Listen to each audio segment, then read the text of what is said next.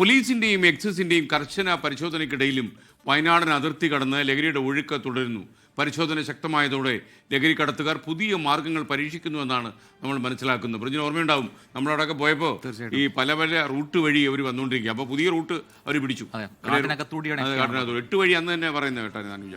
അപ്പോൾ പുതിയ റൂട്ടും പിടിച്ചു. അപ്പോൾ ആ റൂട്ട് ഏതൊക്കെയാണെന്ന് നമുക്ക് നോക്കാം.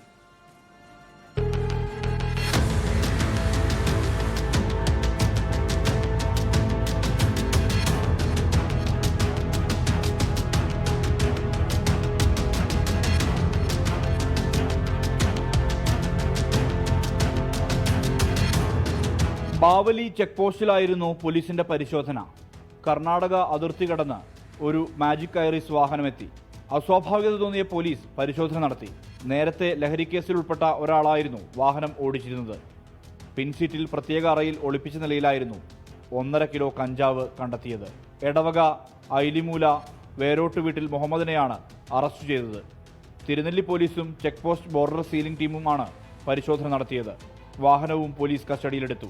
ഇയാളെ കഴിഞ്ഞ ജൂലൈ 19-ന് അതിർത്തി കടന്ന് നടന്നുവരുന്ന സമയം 158 ഗ്രാം കഞ്ചാവുമായി പോലീസ് അറസ്റ്റ് ചെയ്തിരുന്നു. Thirunelli station inspector KP Vinod കുമാറിന്റെ നേതൃത്വത്തിലായിരുന്നു പരിശോധന. 24 വയനാട്. ഏത് വഴി പോയി കഴിഞ്ഞാലും അത് കൃത്യമായിട്ട് പിടിക്കുന്നുണ്ട് എന്നുള്ളതാണ്. മാത്രമല്ല ഇത് ഇപ്പൊ കഞ്ചാവായാലും ഇടാൻ പറ്റത്തില്ല. അതെ. അപ്പൊ മാത്രമല്ല ഈ ബാവലിയിൽ നമ്മൾ പോയപ്പോഴും ഇതുപോലെ കണ്ടു പല ഈ പ്രൊഫഷണലായിട്ട് ഇത് കടത്തിൽ ഏർപ്പെട്ടിരിക്കുന്ന ആളുകളെ കണ്ടു.